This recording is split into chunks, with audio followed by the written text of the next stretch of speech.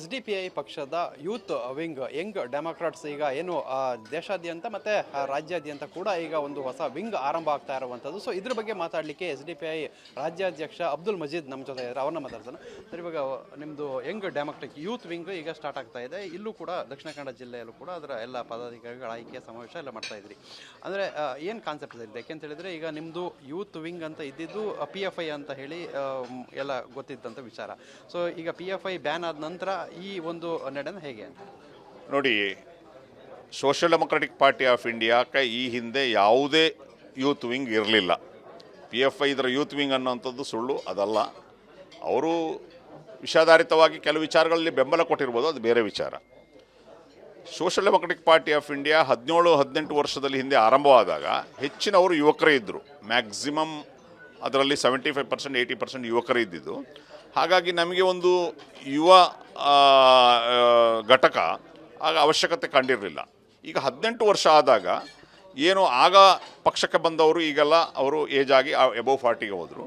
ಹಾಗಾಗಿ ಮತ್ತು ಪ್ರಸಕ್ತ ಕಾಲಘಟ್ಟದಲ್ಲಿ ಯುವಕರ ಇಶ್ಯೂಗಳನ್ನು ಅಡ್ರೆಸ್ ಮಾಡುವಂತಹ ರಾಜಕೀಯ ಪಕ್ಷಗಳು ಅಥವಾ ಸಂಘಟನೆಗಳು ಭಾಳ ಕಡಿಮೆ ಆಗಿದೆ. ಹಾಗಾಗಿ ಯುವಕರನ್ನು ಗುರಿಯಾಗಿರಿಸಿಕೊಂಡು ಯುವಕರು ಎದುರಿಸುತ್ತಿರುವ ಸಮಸ್ಯೆಗಳು, ಅದು ನಿರುದ್ಯೋಗ ಸಮಸ್ಯೆ ಇರ್ಬೋದು, ಅವರ ಶೈಕ್ಷಣಿಕ ಸಮಸ್ಯೆ ಇರ್ಬೋದು, ಬೇರೆ ಬೇರೆ ಸಮಸ್ಯೆಗಳಿದೆ. ಈ ದೇಶದ 40% ರೆಪ್ರೆಸೆಂಟ್ ಮಾಡುವ ಯುವಕರಿಗೆ ಒಂದು ಆಶಾಕಿರಣವಾಗಿ ಅವ್ರನ್ನ ಸರಿಯಾಗಿ ಮಾರ್ಗದರ್ಶನ ಮಾಡಬೇಕು, ಅವರ ಸಂಘಟನಾತ್ಮಕ ಮಾಡಬೇಕು, ಅವರ ಸಾಂವಿಧಾನಿಕ ಹಕ್ಕುಗಳಿಗೆ ಅವರು ಹೋರಾಟವನ್ನು ಮಾಡಬೇಕು ಅನ್ನೋಂಥ ಕಾರಣಕ್ಕೆ SDPI ತನ್ನ ಯುವ ಘಟಕ ಯಂಗ್ ಡೆಮಾಕ್ರಾಟ್ಸನ್ನು ಆರಂಭಿಸ್ತಾ ಇದೆ. ಸೊ ಇವಾಗ PFI ಜೊತೆ ಸಾಕಷ್ಟು ಸಂಘಟನೆಗಳು ಬ್ಯಾನ್ ಆಯಿತು. ಅಂದರೆ CFI ಇರ್ಬೋದು, ಬೇರೆ ಬೇರೆ ಸಂಘಟನೆಗಳು ಬ್ಯಾನ್ ಆಯಿತು. ಅಂದರೆ ಈಗ ನಿಮಗೆ ವಿದ್ಯಾರ್ಥಿ ವಿಂಗು ಕೂಡ ಇಲ್ಲ, ಸ್ಟೂಡೆಂಟ್ ವಿಂಗು ಕೂಡ ಇಲ್ಲ. ಸೊ ಇದ್ರ ಜೊತೆಗೆ ಏನಾದ್ರು ಮರ್ಜ್ ಮಾಡಿದ್ದಾರೆ? ಇಲ್ಲ ನೋಡಿ, ನಮಗೆ ಭಾಳ ಕ್ಲಿಯರ್. ಈಗ ನಾವು ಮಾಡ್ತಾ ಇರೋದು ಯುವ ಘಟಕ, ವಿದ್ಯಾರ್ಥಿ ಘಟಕ ಅಲ್ಲ, ಯುವ ಘಟಕ. ಆಯಿತಾ? ಯುವ ಘಟಕವನ್ನು ನಾವು ಕಾಲಕ್ಕೆ ಒಂದು ರಾಜಕೀಯ ಪಕ್ಷ ಯಾವ್ಯಾವ ವಿಂಗ್ ಬೇಕು ಅಂತ, ಫಾರ್ ಎಕ್ಸಾಂಪಲ್ ನಮ್ಮದು ವುಮೆನ್ ಇಂಡಿಯಾ ಮೂವ್ಮೆಂಟ್ ಅನ್ನುವಂಥ ಮಹಿಳಾ ಘಟಕ ಇದೆ. ಮುಂದೆ ನಾವು ಈಗಾಗಲೇ ಯುವ ಘಟಕ ಈಗ ಯಂಗ್ ಡೆಮಾಕ್ರಾಟ್ಸ್ ಹೆಸರಿನಲ್ಲಿ ಆರಂಭ ಮಾಡಿದ್ದೇವೆ. ನಮ್ಮ ರೈತ ಘಟಕವನ್ನು ಕೂಡ ಆರಂಭ ಮಾಡಬೇಕು. ಸೋಷಿಯಲ್ ಡೆಮೊಕ್ರೆಟಿಕ್ ಕಿಸಾನ್ ಯೂನಿಯನ್ ಅನ್ನುವಂಥ ಒಂದನ್ನು ಕೂಡ ನಾವು ಈಗಾಗಲೇ ಒಂದು ನಮ್ಮ ಪ್ಲ್ಯಾನಿಂಗಲ್ಲಿದೆ. ಹಾಗಾಗಿ ಸಮಯ ಸಂದರ್ಭದಲ್ಲಿ ಮುಂದಿನ ದಿನಗಳಲ್ಲಿ ನಾವು ವಿದ್ಯಾರ್ಥಿ ಘಟಕವನ್ನು ಆರಂಭ ಮಾಡುವುದು. ಯಾವ್ಯಾವ ಸಮಯಕ್ಕೆ ಏನು ಬೇಕು ಅನ್ನೋದನ್ನು ತೀರ್ಮಾನ ಮಾಡಿಕೊಂಡು ಆ ಸಂದರ್ಭದಲ್ಲಿ ಆಗ್ಬಿಡ್ತದೆ. ಇದು ಇನ್ನೊಂದು ಸಂಘಟನೆ ಭಾಗ ಅಥವಾ ಮತ್ತೊಂದು ಸಂಘಟನೆ ಭಾಗ ಖಂಡಿತ ಅಲ್ಲ. ಕಾಲಕ್ಕೆ ಪಾರ್ಟಿಗೆ ಏನು ಬೇಕು ಅನ್ನೋದನ್ನು ನಿರ್ಧರಿಸಿ ಪಾರ್ಟಿ ಸ್ವತಂತ್ರವಾಗಿ ತೀರ್ಮಾನವನ್ನು ಕೈಗೊಳ್ಳುತ್ತೆ. ಸೊ ಇವಾಗ PFI ಎಲ್ಲ ಸಾಕಷ್ಟು ಪದಾಧಿಕಾರಿಗಳು, ಸದಸ್ಯರು ಇಂಥವೆಲ್ಲ ಇದ್ದರು. ಈಗ ನಿಷೇಧ ಆದ ನಂತರ ಅದ್ಯಾವುದು ಅವ್ರು ಯಾರು ಇಲ್ಲ. ಯಾಕೆಂತ ಹೇಳಿದರೆ ಅದರ ಕೆಲವು ನಾಯಕರು, ಕೆಲವೊಂದಿಷ್ಟು ಜನ ಕೆಲವೊಂದು ಕ್ರಿಮಿನಲ್ ಚಟುವಟಿಕೆಗಳಲ್ಲಿ ಜೈಲ್ಸ್ ಕೂಡ ಸೇರಿದಾರಂಥದ್ದು.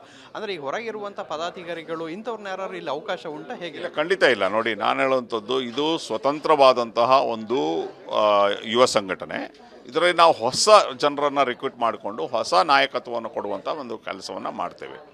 ಇದರಲ್ಲಿ ನಾವು ಬಹಳ ಮುಖ್ಯವಾಗಿ ನಾವು ಮೆಂಬರ್ಶಿಪ್ಪನ್ನು ಕೊಡಬೇಕಾದ್ರೆ ಯಾವುದೇ ಕ್ರಿಮಿನಲ್ ಹಿನ್ನೆಲೆಯುಳ್ಳ ಯಾವುದೇ ವ್ಯಕ್ತಿಗಳನ್ನು ಪರಿಶೋಧನೆ ಮಾಡಿಯೇ ನಾವಿಲ್ಲಿ ಇದನ್ನು ಕೊಡುವಂಥದ್ದು. ಯಾಕೆಂದರೆ ಇದು ಸಂವಿಧಾನದ ಚೌಕಟ್ಟಿನಲ್ಲಿ, ಕಾನೂನಿನ ಚೌಕಟ್ಟಿನಲ್ಲಿ ಕೆಲಸ ಮಾಡುವ ಒಂದು ಸಂಘಟನೆ ಆದ ಕಾರಣ ಆ ಎಲ್ಲವನ್ನು ಕೂಡ ನಾವು ಪರಿಶೀಲನೆ ಮಾಡಿಯೇ ಮಾಡುವಂಥದ್ದು. ಈಗ ದಕ್ಷಿಣ ಕನ್ನಡ ಜಿಲ್ಲೆ ನಿಮ್ಮ SDPI ಪಕ್ಷಕ್ಕೆ ಒಂದು ಸ್ವಲ್ಪ ಬಲಿಷ್ಠವಾಗಿರೋಂತಹ ಜಿಲ್ಲೆ. ಸೊ ಇಲ್ಲಿ ಯಾವ ರೀತಿ ಇರುತ್ತೆ, ಏನೇನು ಸಮಾವೇಶ ಪ್ಲಾನ್ ಇದೆ? ಇಲ್ಲಿ ನೋಡಿ, ಯುವ ಘಟಕ ಈಗಾಗಲೇ ನಾಳೆ ದಕ್ಷಿಣ ಕನ್ನಡ ಜಿಲ್ಲೆ SDPIಗೆ ಸಂಘಟನಾತ್ಮಕವಾಗಿ 2 ಜಿಲ್ಲೆಗಳು, ಗ್ರಾಮಾಂತರ ಮತ್ತು ನಗರ. ನಾಳೆ 2 ಜಿಲ್ಲೆಗಳ ಯುವ ಘಟಕಗಳನ್ನು ನಾವು ಟೌನ್ ಹಾಲ್ನಲ್ಲಿ ನಾಳೆ 4 ಗಂಟೆಗೆ ಅದು ಘೋಷಣೆಯನ್ನು ಮಾಡಲಿದ್ದೇವೆ. ದಕ್ಷಿಣ ಕನ್ನಡ ಜಿಲ್ಲೆಯ ವಿದ್ಯಾರ್ಥಿ ಮತ್ತು ಯುವಜನರ ಸಮಸ್ಯೆಗಳನ್ನು ಎತ್ತಿಕೊಂಡು ಸಕ್ರಿಯವಾಗಿ ಮುಂದಿನ ದಿನಗಳಲ್ಲಿ ಕೆಲಸ ಮಾಡಲಿದೆ.